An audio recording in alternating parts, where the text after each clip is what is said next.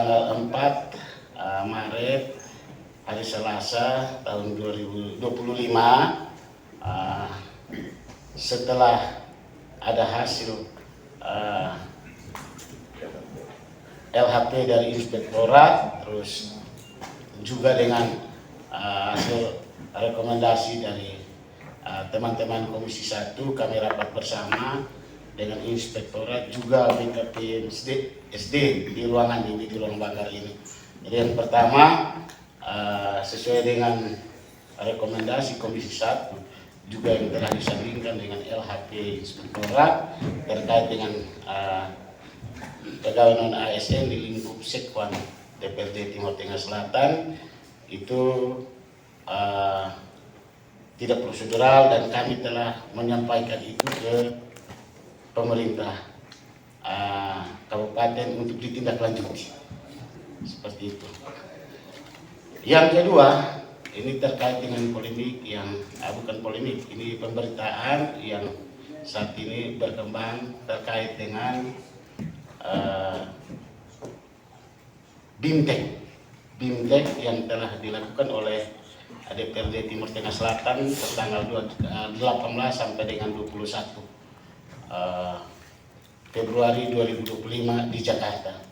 Yang pertama, benar adanya kami melakukan BIMTEK 5 hari.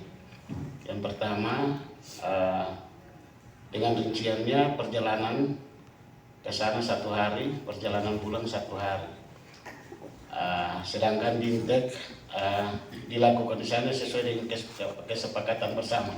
Yang pertama di tanggal 20 itu ada undangan. Ada undangan pelantikan gubernur, bupati, wali kota seluruh Indonesia bertempat di Istana Negara. Di Hotel Akasia itu bukan kami sendiri saja, bukan DPRD Timur Tengah Selatan. Itu ada cukup banyak dari berbagai daerah.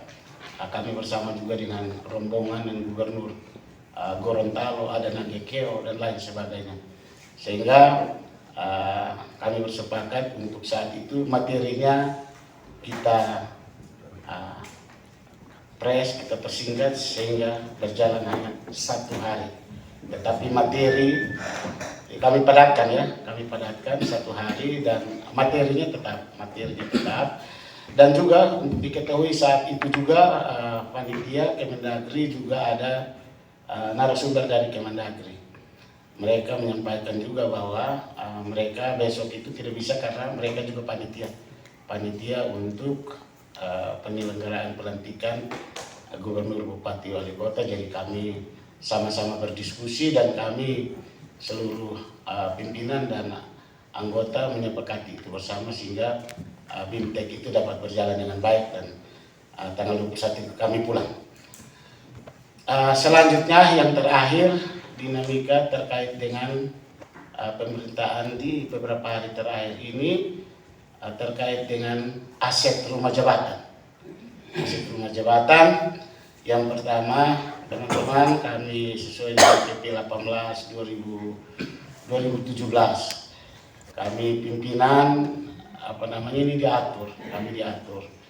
Contohnya kami pimpinan ada 3 poin yang diatur di situ. Yang pertama menyangkut mobil dinas kami sudah diberikan oleh Sekwan untuk kami pakai, kami sudah pakai sekarang. Yang kedua soal rumah jabatan. Jadi itu di tanggal 20-an Desember itu sebagian fasilitas itu sudah disiapkan oleh Sekwan dan kami sudah menempati rumah jabatan. Jadi kami diatur, jadi fasilitas apa yang ada di situ ya kami pakai. Kami menyesuaikan. Yang ketiga soal keuangan rumah tangga, ya itu juga menjadi bagian kami. Dan kami di Desember itu, kenapa kami masuk Desember itu karena ada open house tanggal 25 Desember. Sehingga kami 3 pimpinan melakukan open house di tanggal 25 Desember pada saat Natal, perayaan Natal. Jadi mungkin demikian 3 penyampaian yang dapat kami sampaikan ke Bapak Ibu wartawan, dan kami berharap ini dinamika ini mungkin bisa tidak berkembang kemana-mana lagi karena memang keadaannya seperti itu. Jadi itu mungkin demikian, dan selanjutnya saya berikan kesempatan kepada Bapak Wakil atau ini dan lain sebagainya. Kalau tidak ada, silahkan mungkin Bapak Ibu ada yang mau bertanya. Oh ya, izin ya. Nah, ini ada Bapak Egi. Nah, ini mungkin izin pimpinan periode 2019-2024. Ini teman-teman, kami kemarin juga ada diskusi banyak dengan Bapak Egi terkait dengan kepemimpinan kami yang di periode ini soal inventaris yang ada di rumah jabatan, sehingga ini bisa clear. Jadi ini ada Bapak Egi, sebelum teman-teman bisa kami bertanya, kami beri kesempatan kepada Bapak Egi. Kami persilakan. Baik, terima kasih Pak Ketua dan Bapak Wakil yang terhormat, pimpinan fraksi dan pimpinan AKD yang hadir yang terhormat, semua rekan-rekan pers yang hadir pada saat ini. Karena ada informasi, ada video, ada pemberitaan tentang inventaris rumah jabatan yang raib dan entah di bawah jin atau di bawah siapa. Ya, ini perlu kami jelaskan. Sebagai mantan pimpinan, kami harus jelaskan ini sehingga menjadi clear. Yang pertama, kami pimpinan 2019-2024, kami menempati akan rumah jabatan itu setelah pelantikan. Dan ketika kami masuk bulan Oktober 2019, itu juga dalam keadaan yang kosong.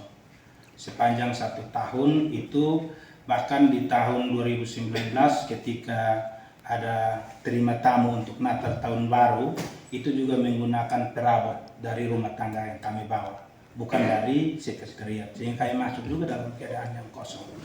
Nah, terhadap pemberitaan ini, supaya nanti jangan terkesan bahwa kami yang membawa keluar semua, karena ini kewenangan ada di Pak Sekuan, maka biarlah kita serahkan ini ke pemerintah, dalam hal ini inspektorat mengaudit saja supaya menjadi clear. Inspektorat audit, dan kalau hasil audit itu harus kami bertanggung jawab, kami siap bertanggung jawab sehingga tidak dipolemikan ya. Jadi ini supaya menjadi clear bahwa terhadap semua inventaris yang ada di rumah jabatan ya, tapi auditnya khusus 2019-2024 karena di bawah itu kami tidak ikut bertanggung jawab, kan di bawah itu kami juga masuk pada saat itu kosong, sehingga yang kami bertanggung jawab adalah inventaris di rumah jabatan yang periode 2019-2024.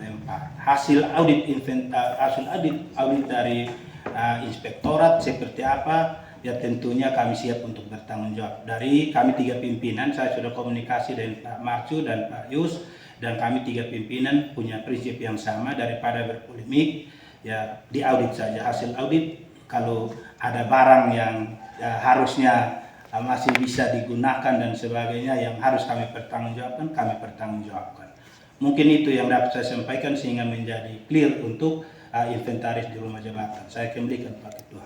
Terima kasih yang terhormat Bapak Yusuf Punan sebagai Ketua Komisi 4 juga mantan pimpinan 2019-2024 yang telah menyampaikan klarifikasi soal itu. Jadi baik, terima kasih teman-teman semua. Saya kira ada beberapa pertanyaan yang sama ini antara Bapak Dion, Ibu Mega dan Bapak Rey, ada beberapa yang sama. Yang pertama soal 44 tenaga non ASN yang ada di sini. Jadi kami memang sampai dengan saat ini masih tetap sama bahwa secara prosedural mereka tidak memenuhi syarat untuk seleksi P3K. Tapi kan proses yang berproses di kami ini sementara berproses, biasanya sudah berproses kemarin. Contohnya kan di masa sanggah juga kan tidak ada yang menyangga itu ya. Dan saat ini kan sudah terkantor di pemerintah pusat. Jadi tugas kami adalah menyampaikan ini ke pemerintah untuk ditindaklanjuti. Jadi soal kami mau berhentikan mereka, itu bukan tugas kami. Itu bukan tugas kami. Itu bukan wewenang kami. Kami menyerahkan itu kepada pemerintah, dalam hal ini pemerintah daerah, nanti lewat Sekwan untuk soal-soal yang tadi seperti itu diberhentikan atau tidak, itu bukan wewenang kami. Yang kami lakukan di sini ya, ini anak-anak ini kan bekerja di sini, melayani kami dan lain sebagainya. Sehingga kemarin ketika mereka 1 hari tidak masuk kerja, ya kami panggil Pak Sekwan, kita diskusikan di ruang ini waktu itu. Terus terang juga yang soal kami rapat hampir 3 jam di hari Selasa tanggal 4 Maret itu, ya LHP-nya sudah ada, Komisi 1 juga laporan kerjanya sudah ada seperti itu. Yang kami lama diskusikan adalah bagaimana dengan nasib teman-teman non ASN yang ada di sini. Ya, baik, izin langsung Pak Ketua. Terima kasih teman-teman wartawan semua. Kami sedikit menebak tentang BIMTEK sebagaimana yang telah terberitakan. Betul adanya kami melakukan BIMTEK dan bagaimana mekanismenya kami sampai dengan dipadatkan, bersepakat bersama untuk dipadatkan karena ada event di Jakarta, itu kami lakukan. Sementara kegiatan untuk penyampaian materi sesuai dengan kebutuhan DPRD terkait dengan LKPJ Bupati dan juga RPJMD itu memang dibutuhkan oleh kami di DPRD, apalagi ada juga kami ya 21 orang yang baru.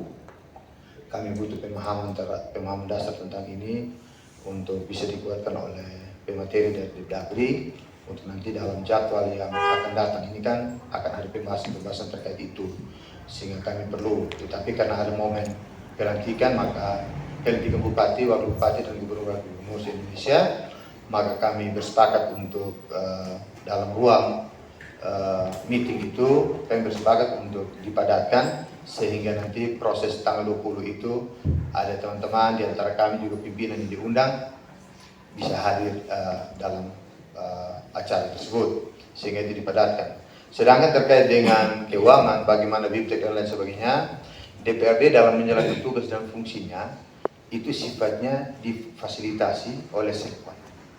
Jadi bagaimana kami bekerja, bagaimana kami bisa bergerak, bagaimana kami bisa bahkan sampai dengan bertanggungjawabkan. Secara pribadi ada yang kami bertanggungjawabkan untuk kegiatan-kegiatan DPRD, tetapi juga untuk fasilitas dan lain sebagainya kelancaran tugas DPRD sudah sepatutnya dan biasanya Sekwan yang melakukan bagi kami.